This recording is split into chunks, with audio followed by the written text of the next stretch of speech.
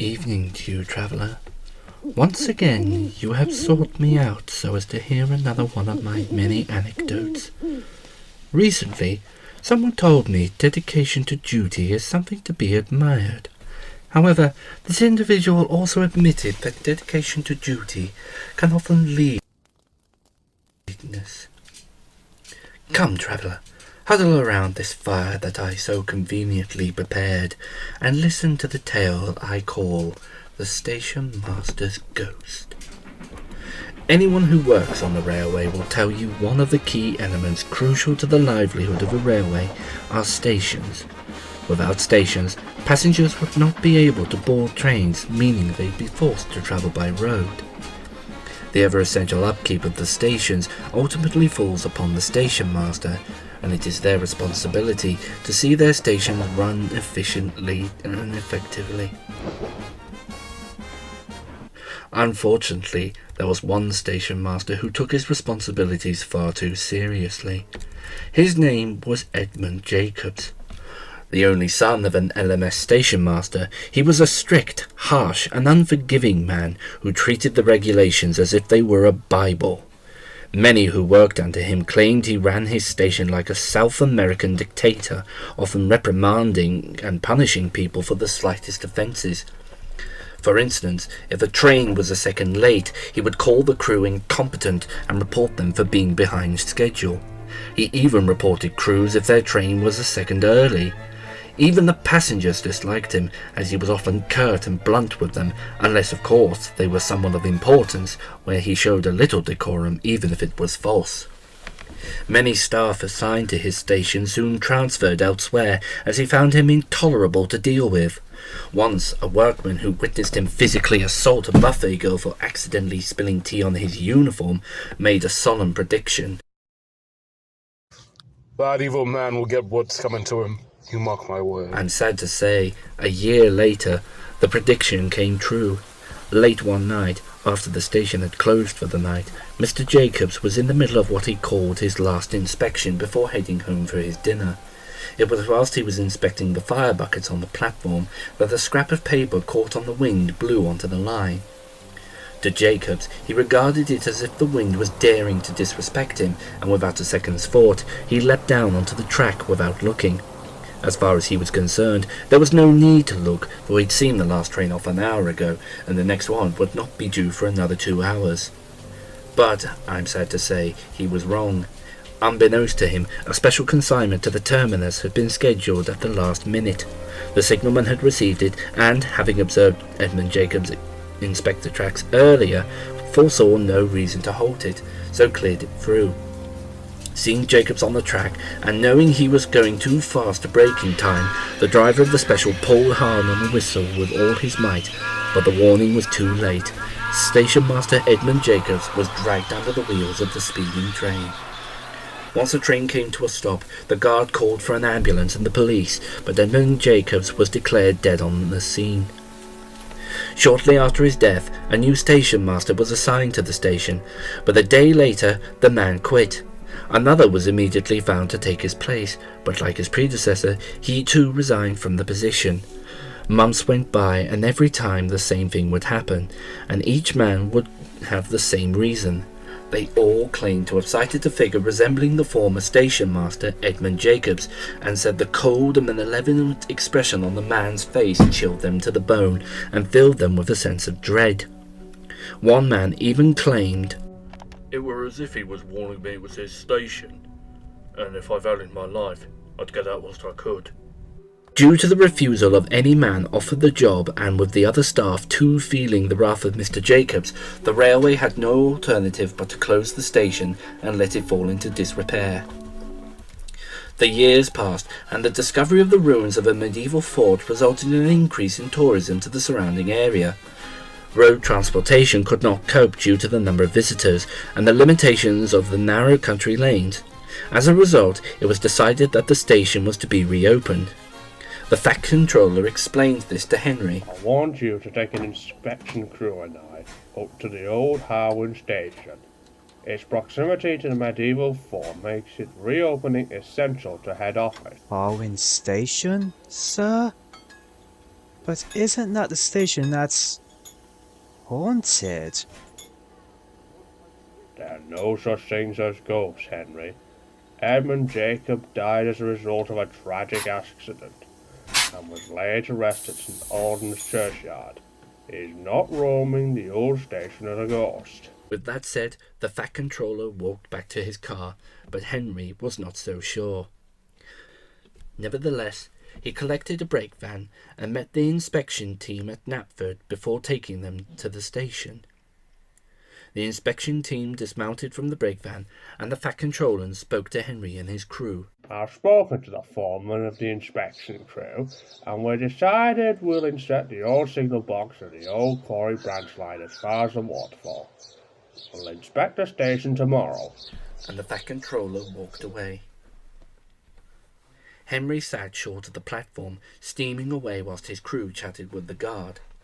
All the while he waited, he kept looking at the old station building. Part of the roof was caving in, and all the windows had been smashed by drunkenly bored vandals. He noticed that squatters had, at some point, tried to make a home out of it, but had seemingly abandoned it, and Henry had a pretty good idea why. Shortly, the inspection team returned. The signal box is in better condition than we expected. A few broken panes here and there, but that's easily repaired. The bridge over the stream isn't too bad, but I'd like to get the bank support rescued sooner rather than later. Can we go, then, sir? I suppose so. It's getting dark quicker than I expected, so we'll have to inspect the station and the other buildings tomorrow. And with that, the Fat Controller boarded the brake van with the rest of the inspection crew. As Henry pulled away, he could have sworn he saw a face move away from the window of the Stationmaster's office. The next day, Rosie brought the workmen up to the station so they could look over the buildings. Rosie shuddered as she looked at the station building. It felt like she was trespassing on private property. Her crew decided to take the opportunity to have their lunch, and they were just about to bite into their sandwiches when there was an almighty scream, and a workman bolted onto the platform from the Stationmaster's office. Jerry, whatever's the matter? You look like you just saw a ghost. I didn't see one, but I think I heard one. You heard one, you say? Yeah, I was checking the internal door that leads into the booking office when I suddenly heard a voice in my ear telling me that I was trespassing and I needed to get out if I valued my life. Ha! I've had enough of this. I'm going to show you lot that this ghost malarkey is nothing but rubbish. Pure hornswoggle. With that, the foreman marched into the office and looked around. He was about to exit the office when both doors suddenly slammed violently shut. Then they could hear the foreman screaming in pure terror and what sounded like furniture being thrown about. The workman tried to open the door but refused to budge. Then the door flew open and the foreman scrambled out looking very pale. Shaken by the ordeal, the workmen boarded the brake van and Rosie headed back to Knapford. Later that night, she spoke to Edward, who listened intently and, with great concern as she recalled the foreman's experience. Oh, it was horrible, Edward. All I could do was stand and listen as that poor man was viciously attacked. Even now, I could still hear his screaming. Aww. Speaking truthfully, my dear Rosie, if you could have done anything to help the foreman, I'm sure you would have done it. Now then, you'd better try and get what sleep you can. You have a long day ahead of you tomorrow, I'm sure. You're right, Edward, as always. Good night. Good night, my dear. Once the other engines had drifted off to sleep, he quietly made his way out of the yard and on towards the station. It was very dark when he reached the station, and a mist was beginning to settle, making it hard to see. The air grew cold, and an owl hooted. Edward plucked up courage and spoke. I know you're watching me, so you might as well just show yourself. There came no reply. I'm not so easily scared like the others. You can't just watch me from the shadows or throw a table at me like you did with the foreman. Oh, he's okay, if not a little traumatized. Not that you'd really care. Nobody but the owl hooted, and Edward lost patience. Enough of these games, Jacobs. come out here and face me like the man you claim to be, sir! There was another pause, and then the platform door to the station master's office creaked open, and out onto the platform stepped the figure of Edmund Jacobs. The engine and former station master stared coldly at one another. Edward took a deep breath and began. Don't you think this is a little pathetic? Getting obsessed over a single station? I did have the opportunity to meet you when you were alive, sir. And for what I've heard of your person, I doubt I would have wanted to. But putting aside how obsessive you can be, I do believe you ran a very efficient station. Mr. Jacobs said nothing, so Edward continued. But times have changed, Mr. Jacobs. Times tried to change, especially in the wake of your demise. But instead of resting peacefully, as you should be doing, your obsession of this station caused nothing but the undoing of your hard work. Mr. Jacobs took a step forward, and Edward was almost certain that the spectre had actually growled at him like a feral dog would. If you don't believe me, look around you. Despite what you've tried to keep going, your station has fallen into disrepair. But we're trying to change that, and so are the many of your successors that you chased away because you did not like their attempts to improve your station, choosing to see it as an intrusion on the running of your station. Mr. Jacobs was very clearly seething with rage, apoplectic that an engine would dare to have the nerve to speak to him so insubordinately in his station. He stepped forward and raised a fist, but a harsh and booming whistle from Edward stopped him. That's quite enough out of you, Mr. Jacobs! You were a pathetic little man in life, and you're an even more pathetic excuse for a ghost! Leave this station, Mr. Jacobs! In fact, leave this railway forthwith! You're no longer the station master at this station, and you never will be again! Mr. Jacobs stared at Edward, then slowly looked around at what his beloved station had become, before looking back at Edward and slowly dissolving into the mist.